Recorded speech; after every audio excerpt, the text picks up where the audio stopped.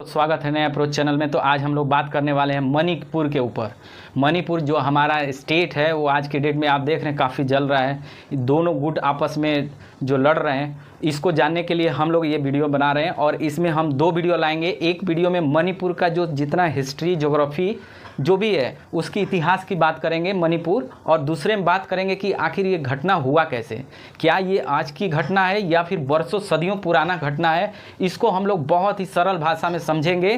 तो अभी एक वीडियो अभी जो बात करने वाले हम लोग मणिपुर के ऊपर कि आखिर मणिपुर हमारा स्टेट क्या है, जिसको कि आज आपको पता चलेगा कि मणिपुर एक ऐसा राज्य है जो भारत ही नहीं दुनिया में कुछ ऐसी चीज़ें हैं जो पूरी दुनिया में किसी के पास नहीं है। तो हम आज जानेंगे कि मणिपुर में ऐसा क्या है कि ये चीज़ें जानने को मिलेगी। तो स्टार्ट करते हैं मणिपुर। तो मणिपुर में आप देख सकते हैं कि ये स्टेट है हमारा, और इसकी जो गठन शुरुआत हुई है 21 सितंबर, देखिए 21 सितंबर 1949। ठीक है, 1949 को क्या हुआ, एक महाराजा थे, ठीक है, उनका नाम है बोध चंद्र सिंह।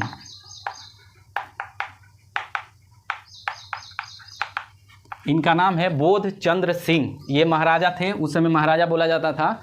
इन्होंने क्या किया कि इंडिया में विलय कराया, मतलब कि विलय कराने में इनका बहुत बड़ा रोल है। तो इन्होंने क्या किया कि जो राजा थे मणिपुर के, इन्होंने क्या किया कि इंडिया में शामिल हो गए। तो 1949 को बोध चंद्र सिंह ने क्या किया, इंडिया में विलय हो गया। लेकिन इसका ऑफिशियली आपको मणिपुर का एज ए स्टेट का जो दर्जा हुआ वो 1972 से इसको मिला है, 1972 में। ठीक है, इसको मणिपुर के नाम से जाना जाता है। ठीक है, तो ये हो गया 1972 से हम इसको शामिल कर दिए। 23वां राज्य के रूप में इसको स्टार्ट हो गया था, एज ए स्टेट घोषित कर दिया गया। तो इनका जो अभी जो मुख्यमंत्री हैं, मुख्यमंत्री एन बीरेन सिंह हैं। ठीक है, बीजेपी के कैंडिडेट हैं, वहाँ की जो गवर्नमेंट की सरकार है वो है एन बीरेन सिंह है मुख्यमंत्री।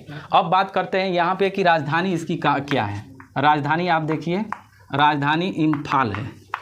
ठीक है, राजधानी इम्फाल है। और यहाँ जो विधायिका यानी विधानसभा की जो सीट है विधानसभा की वो है 60।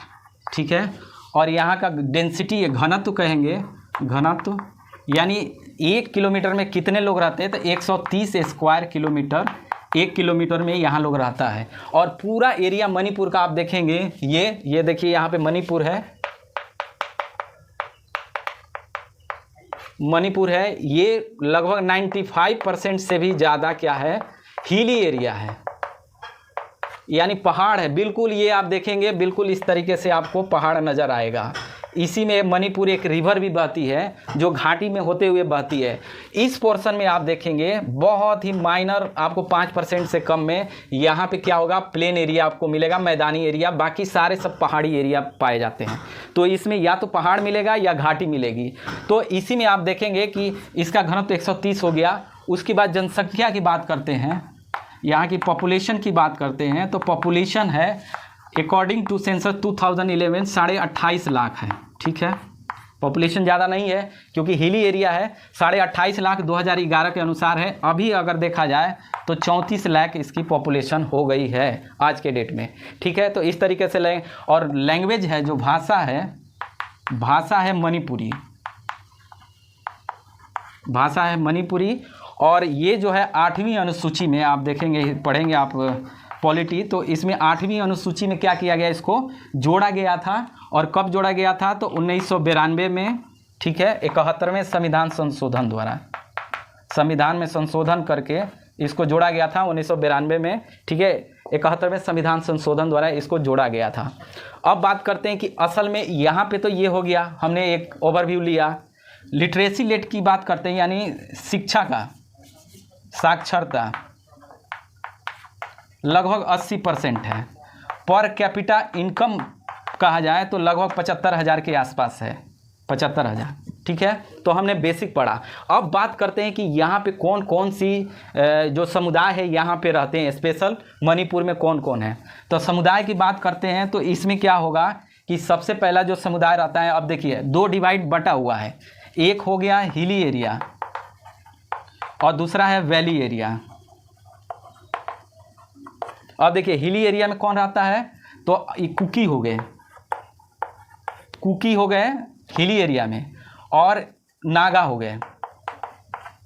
ये दोनों जो है ये समुदाय कुकीज़ और नागा रहते हैं कौन सी एरिया में? Hilly area. यानी जो आप पहाड़ देखेंगे ऐसे, तो पहाड़ में ये देखिए, जैसे ये मान लीजिए रिवर आ रही है, ये वाला पोर्शन क्या होता है? ये हो गया वैली बोला जाता है, इसको वैली बोलेंगे। और ये वाला पोर्शन में आप देखेंगे तो ये बोलते हैं हिली एरिया, पहाड़ी एरिया में। तो पहाड़ी एरिया में कौन रहता है? तो इसमें कुकी लोग रहता है, कुकी और नागा लोग। और वैली वाले में इस रीजन में हो गया वो रहते हैं मैतेई। मैतेई, कहीं मैते इस तरीके से लिखा जाता है, मैतेई हो गया। एक और जाति रहती है विष्णुप्रिया, ठीक है, विष्णुप्रिया, मैतेई, विष्णुप्रिया। और पहाड़ी जो हिली एरिया में है कुकीज़ और नागा, ये दो जनजाति रहती है, ठीक है। और ये लोग मोस्टली जो बिलोंग करता है ये ईसाई से, यानी क्रिश्चियन ये लोग हैं। और दूसरा ग्रुप है ये वाली, ये है हिंदू। अब देखिए यहाँ हिंदू रह रहा है, यहाँ ईसाई रह रहा है। पहाड़ी एरिया में ईसाई और मैदानी एरिया में हिंदू रह रहा है। तो अभी जो विवाद हुआ है मैतेई और कुकी के बीच में, ठीक है, इन दोनों के बीच में विवाद है। विवाद हम लोग अगले वीडियो में करेंगे। तो अभी और देखते हैं इसके बारे में और क्या क्या यहाँ है।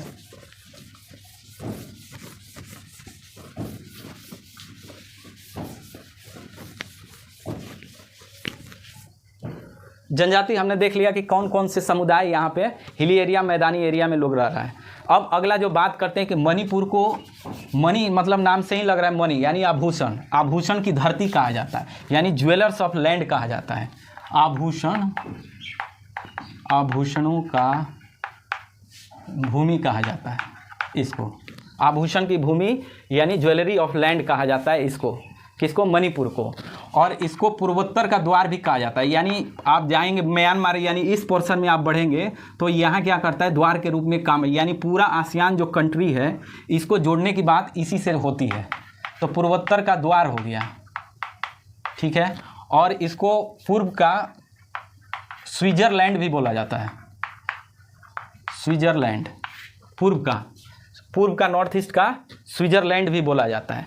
अब बात करते हैं कि ये जो आप 7 जो स्टेट देख रहे हैं इसमें 7 सिस्टर इसको बोला जाता है। 7 सिस्टर में एक है मणिपुर, ठीक है। तो 7 सिस्टर में ये भी है कि 7 सिस्टर आखिर बोला तो जा रहा है लेकिन कहते क्यों हैं? तो 7 सिस्टर इसलिए बोला जाता है क्योंकि क्या है कि सारे स्टेट में आप देखेंगे लगभग इक्वलिटी नज़र आपको आएगी। इसमें जो भी रहन सहन, खास करके जो इकोनॉमी एक्टिविटी है, लगभग सब स्टेट में समान मिलता है। इसलिए इसको क्या कहा जाता है कि इसको बोला जाता है 7 सिस्टर।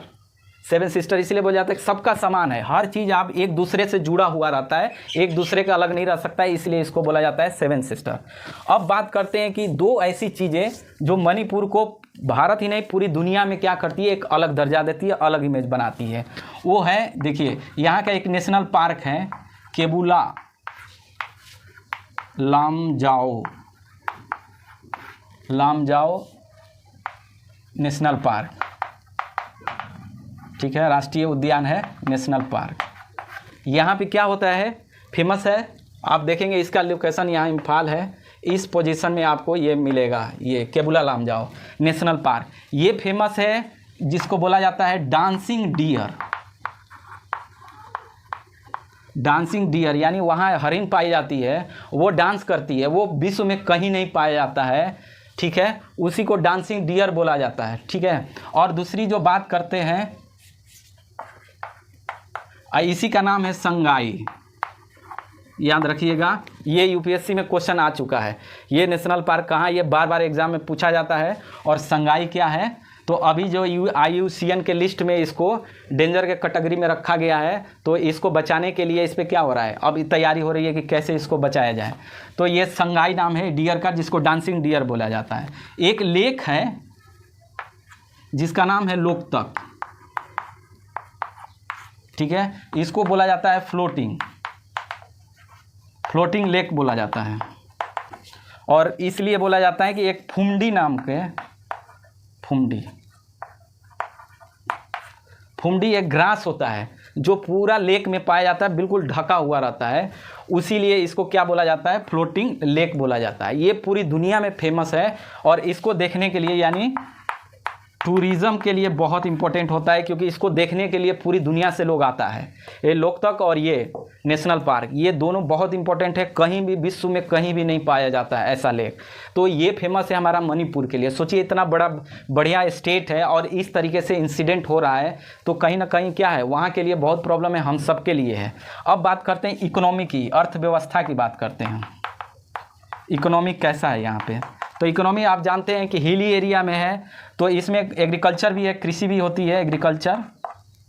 और इसमें कृषि में आप देखेंगे धान वगैरह जो होती है। अब देखिए जो वैली एरिया है, यहाँ पे अगर बात करते हैं तो वैली एरिया में क्या किया जाता है, धान की खेती होती है। और पहाड़ी एरिया में क्या होता है, चाय की खेती होती है। ठीक है। बाकी बांस का जो हथकरघा है वहाँ पे, हाथ से बना हुआ चीज़ पूरे देश में वहाँ सप्लाई होती है। तो इस तरह के वहाँ पे होता है। अब देखिए पहाड़ी में, अब ये भी एक न्यूज़ है और कई रिपोर्ट्स हैं कि जो पहाड़ी पे एरिया पे जो रहने वाले लोग हैं, कौन है पहाड़ी पे, कौन रहता है, तो कुकी लोग रहता है, कुकी और नागा। ये लोग का इकोनॉमिक एक्टिविटी क्या हो रहा है अभी कि वहाँ पे हीरोइन और अफीम की खेती की जाती है, जिसको लेकर गवर्नमेंट ने भी काफ़ी इस पर एक्शन लिया, जिसकी वजह से कहीं ना कहीं आगे चल के बात करूँगा कि क्या है इसका मैटर।